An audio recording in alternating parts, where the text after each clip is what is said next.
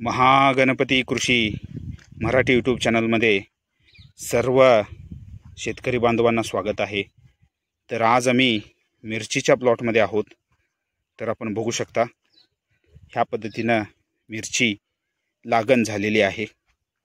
तर हे पहा, ह्या पद्धतीने मिरचीची रोपे लावलेली आहेत। तर पहिली आळवणी कोणती घ्यावी आणि पहिली फवारणी कोणती करावी ह्याची माहिती मी आज तुम्हाला देणार आहे।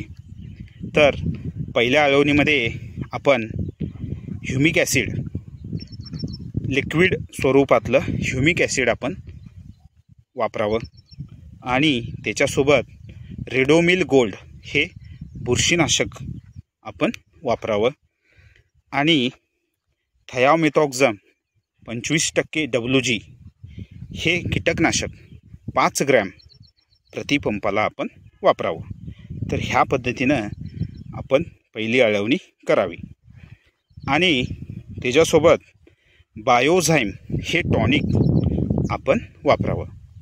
तर ह्युमिक ॲसिडने मुळ्या सुटण्यास मदत करते आणि खूप छान पद्धतीनं मुळ्या वाढ होण्यास सुद्धा मदत करते आणि बायोझाइम वापरल्याने पिकामधील वाढ ही खूप छान पद्धतीने होते।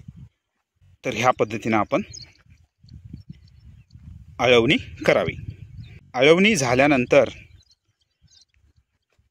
5 दिवसानंतर आपण फवारणी करावी। तर फवारणीमध्ये आपण बायोझाइम 30 मिली प्रति पंपाला आणि थायामेथॉक्झम 25% WG हे कीटकनाशक 5 ग्रॅम प्रति पंपाला ह्या पद्धतीने आपण ते वापरावं। तर ह्या पद्धतीने आपण पहिली आळवणी आणि 5 दिवसानंतर पहिली फवारणी अशी ही ट्रीटमेंट आपण करावी। ह्या ट्रीटमेंटने खूप छान पद्धतीने मिरचीमध्ये वाढ होते। तर भेटूया नेक्स्ट व्हिडिओमध्ये।